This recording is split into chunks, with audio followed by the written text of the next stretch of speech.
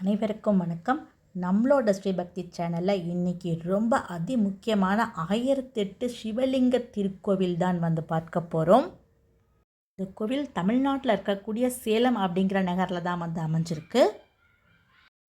இந்த கோவில் சேலம் அரியனூர் அப்படிங்கிற இடத்துல அமைஞ்சிருக்கு. இது சேலத்துலேருந்து 15 கிலோமீட்டர் தொலைவில் இருக்குது. பெங்களூர் சேலம் ஹைவேல விநாயகா மிஷன் கல்வி நிறுவனத்துக்கு பக்கத்தில் இந்த கோவில் அமைஞ்சிருக்கு. இந்த கோவிலை நிர்வகிச்சுட்டு வரதும் விநாயகா மிஷன்ஸ் கல்வி நிறுவனம் அவங்க தான். இந்த கோவில் 2010 கட்டப்பட்டது.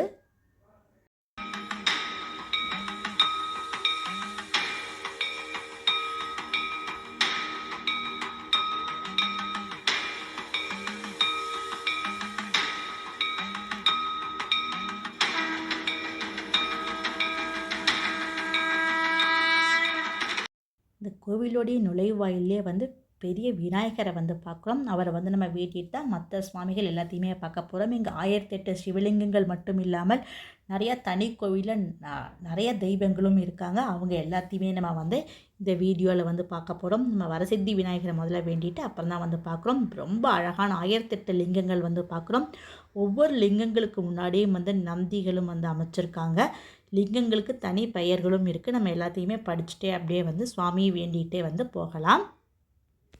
இந்த கோயில் ஒரு மலையில் அமைந்துள்ளது. இந்த கோயிலுக்கு நடந்தும் போய் நம்ம சுவாமியை தரிசனம் பண்ணலாம். நடக்க முடியல அப்படின்னா நம்ம நம்மளுடைய ஓன் வெஹிக்கிள்லேயும் அந்தந்த இடத்துல போய் நிறுத்தி சுவாமியை நம்ம பார்த்துக்கலாம். அந்த மாதிரி ஒரு ரொம்ப விசேஷமாக இந்த கோயிலோட சிறப்பாக அமைச்சிருக்காங்க. இந்த கோவிலுடைய தர்ஷன் டைமிங்ஸ் என்ன அப்படின்னா காலையில் 9 மணி முதல் இரவு 8 மணி வரை இந்த கோயில் திறந்திருக்கும்.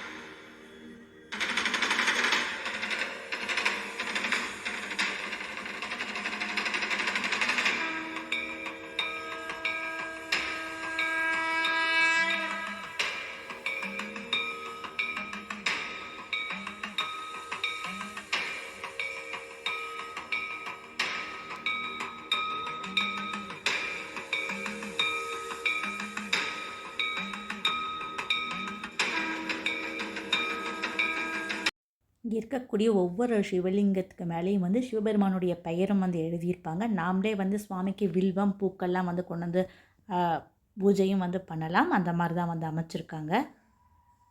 இந்த கோவிலில் நிறைய தெய்வங்களும் தனி சன்னதிகளும் இருக்கிறதுனால இந்த கோவிலை ஃபுல்லாக நம்ம சுற்றி பார்க்குறதுக்கே 3 மணிலேருந்து 4 மணி நேரம் ஆகும்.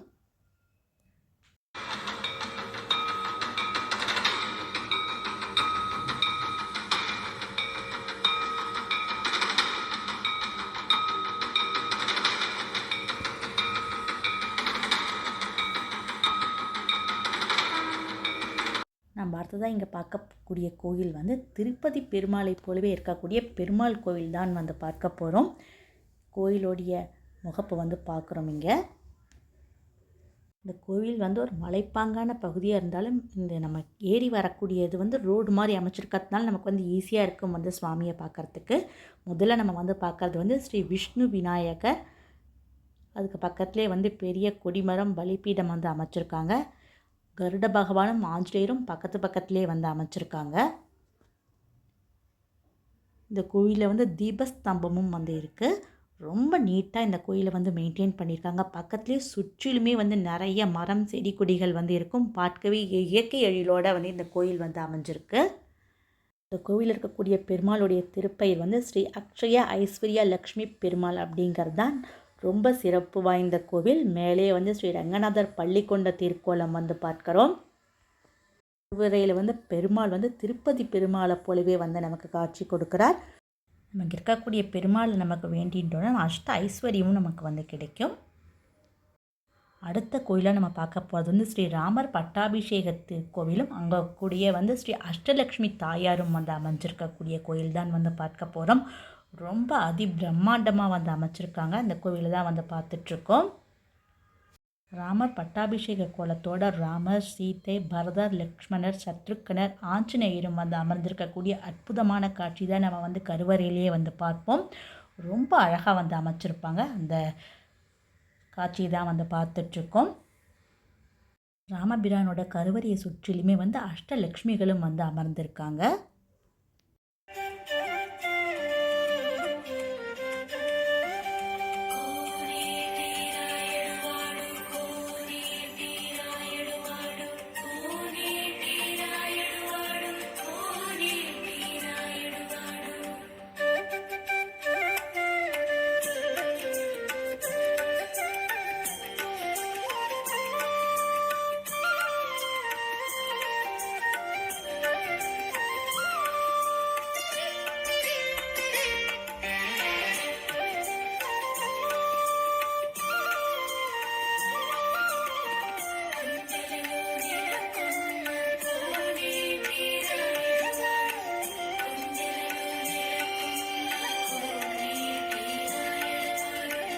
அற்புதமான ஸ்ரீ ராமருடைய பட்டாபிஷேக திருக்கோவில் வந்து பார்த்தோம். ரொம்ப அழகாக இருக்கும் பார்க்குறதுக்கே. இங்கேயும் சுற்றிலுமே வந்து சிவலிங்கங்கள் வந்து அமைச்சிருக்காங்க. இந்த கோவில் வந்து ஒரு மலை மேலே இருக்கிறதுனால மலை மேலே வந்து நிறைய கோவில்கள் வந்து அமைஞ்சிருக்கு. நம்ம இந்த கோவில் வந்து ஒரே நேரத்தில் வந்து 1008 சிவலிங்கங்களும், இந்த கோவிலில் வந்து இல்லாத சுவாமிகளே இல்லைன்னு சொல்லலாம். அந்த அளவுக்கு வந்து நிறைய கோவில்களும் இந்த மலை மேலே வந்து அமைஞ்சிருக்கு. நம்ம ஒவ்வொரு கோவிலாக வந்து பார்த்துட்டே வருவோம். இங்கேயுமே இந்த ராமர் கோவிலை சுற்றிலுமே வந்து நிறைய லிங்கங்கள் வந்து அமைச்சிருக்காங்க. அடுத்ததாக நம்ம வந்து பார்க்க போகிறது வந்து ஹரிஹரபுத்திரன் ஸ்ரீ ஐயப்பனுடைய கோவில் தான் வந்து பார்க்க போகிறோம்.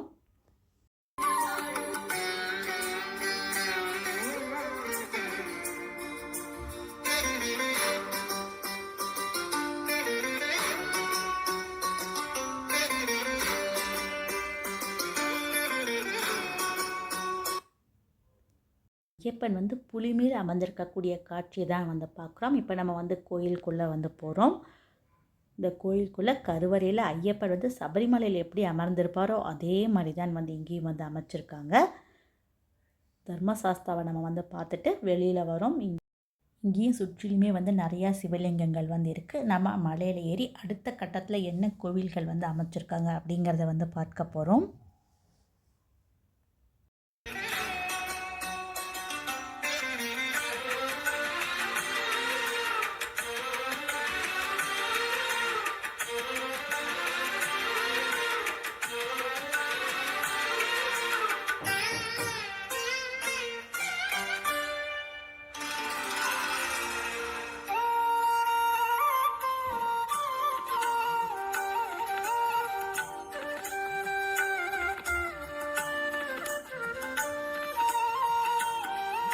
நம்ம அடுத்ததாக இங்கே பார்க்க போகிறது வந்து ஸ்ரீ வீர ஆஞ்சநேயருடைய சன்னதி தான். இந்த கோவிலே வந்து பிரம்மாண்டமான விநாயகர்கள்லாம் வந்து அமைச்சிருக்காங்க. ஒவ்வொரு விநாயகருமே ஒவ்வொரு வகையாக வந்து இந்த கோயிலில் வந்து இருக்கும்.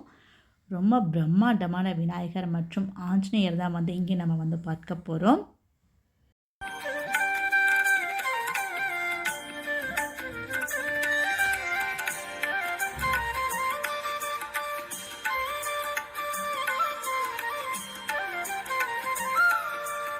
ஆஞ்சநேயர் பிரம்மாண்டமாக கைக்கூப்பிய வண்ணம் நிற்கக்கூடிய அழகான காட்சி தான் வந்து பார்க்குறோம். ஸ்ரீ வீர ஆஞ்சநேயர் சுவாமியுடைய திருக்கோவில் தான் வந்து இப்போ நம்ம வந்து பார்த்துட்ருக்கோம். இந்த கோவிலே வந்து இன்னும் நிறையா கோவில்கள் வந்து உள்ளே இருக்குது. எல்லாமே வந்து மிகவும் பிரம்மாண்டமான திருக்கோவில்கள். இது எல்லாத்தையும் ஒரே வீடியோவில் நம்ம போட முடியாதுங்கிறதுனால நெக்ஸ்ட்டு பார்ட் 2 வீடியோவில் வந்து போடுறோம். நீங்கள் நம்ம ஸ்ரீபக்தி சேனலை கண்டிப்பாக லைக் பண்ணி சப்ஸ்கிரைப் பண்ணுங்கள். இந்த வீடியோ உங்கள் எல்லாருக்கும் வந்து பிடிச்சிருக்குன்னு நினைக்கிறேன். தேங்க்ஸ் ஃபார் வாட்சிங்.